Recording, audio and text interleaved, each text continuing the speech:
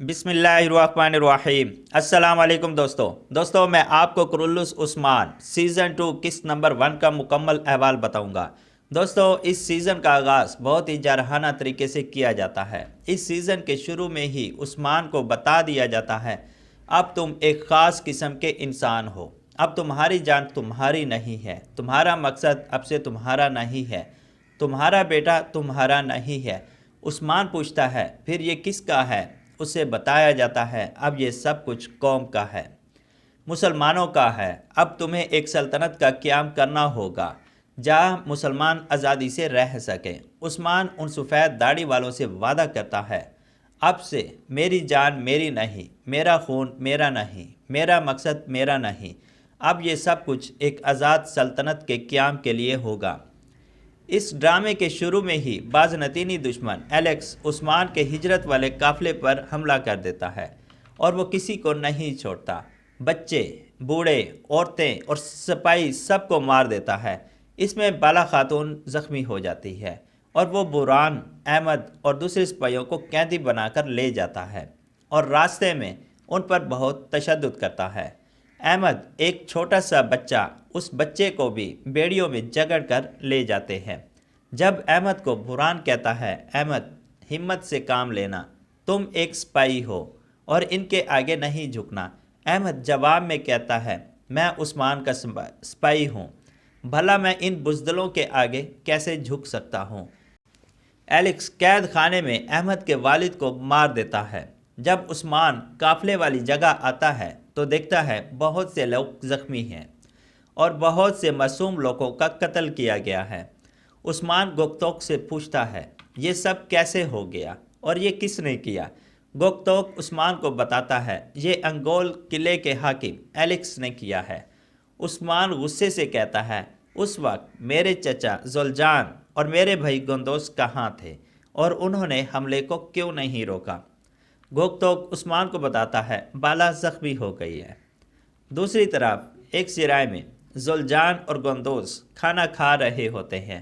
اسی دوران بالگائی کا سپاہی جیر کتئی آ جاتا ہے اور زلجان کو کہتا ہے میرے پاس 40 سپاہیوں کا دستہ ہے اور یہ سب کے سب دیہاتوں کے ظلم سے بھاگے ہوئے ہیں اور میں آپ سے یہاں اتحاد کرنے کے لیے آیا ہوں۔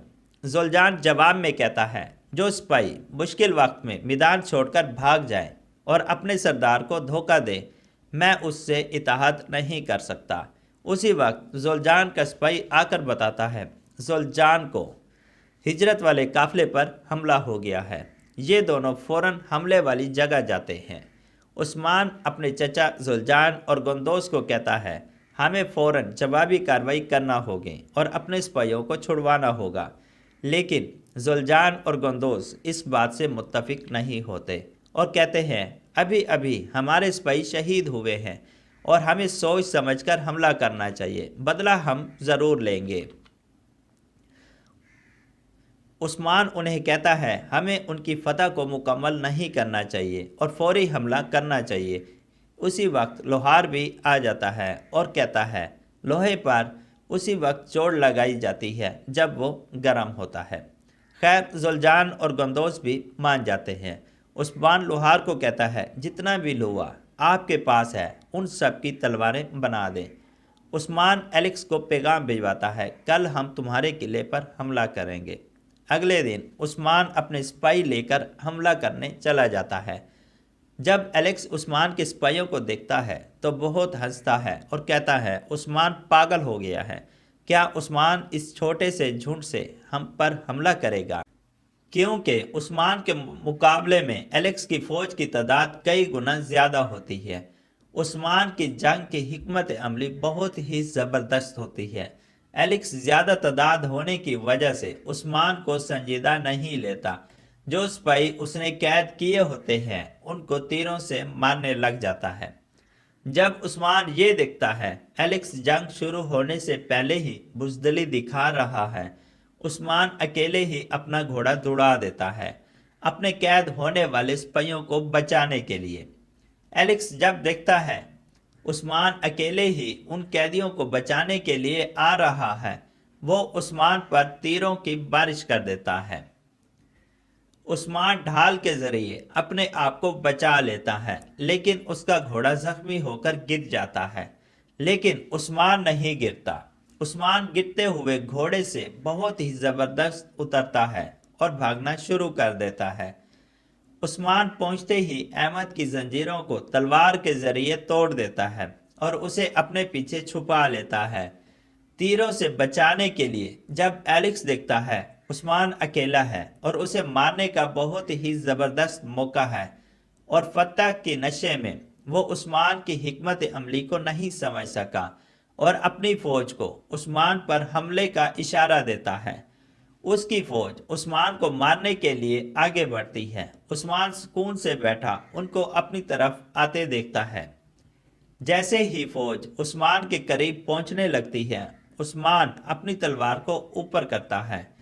سورج کی کرنیں سے عثمان کی تلوار چمکنے لگتی ہے۔ پیچھے سے زلجان اسی چیز کا انتظار کر رہا ہوتا ہے۔ جب عثمان کی تلوار کو چمکتے ہوئے دیکھتا ہے، فوراً اپنے سپاہیوں کو حکم دیتا ہے، ایلکس کی فوج پر آگ کے گولے برسا دو۔ آگ کے گولوں سے ایلکس کے بہت سارے سپاہی مارے جاتے ہیں۔ اس کے بعد ایلکس خود بھی حملہ کر دیتا ہے۔ ایک بہت ہی زبردست لڑائی کے بعد ایلکس کو عثمان کے ہاتھوں شکست کا سامنا کرنا پڑتا ہے اور ایلکس وہاں سے بھاگ جاتا ہے، اور یوں ایک خوفناک جنگ کے بعد عثمان احمد اور اپنے سپاہیوں کو دشمنوں سے بچا کر قبیلے واپس لے آتا ہے۔ جیسے ہی یونانیوں کو پتہ چلتا ہے کہ ایلکس عثمان سے جنگ میں شکست سے دوچار ہوا ہے، وہ انگول قلعے میں نکولا کو حاکم بنا کر بھیجتے ہیں۔ نکولا قلعے میں آتے ہی ایلکس کو مار دیتا ہے اور کہتا ہے، مجھے بزدل لوگ پسند نہیں ہیں۔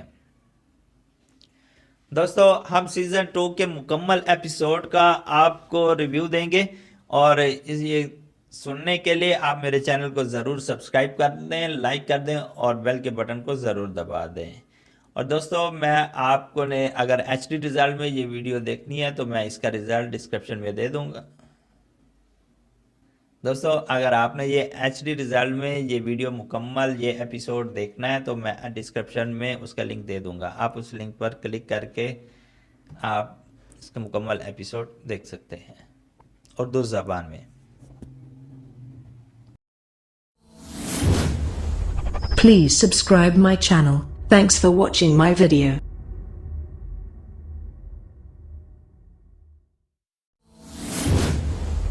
Please subscribe my channel. Thanks for watching my video.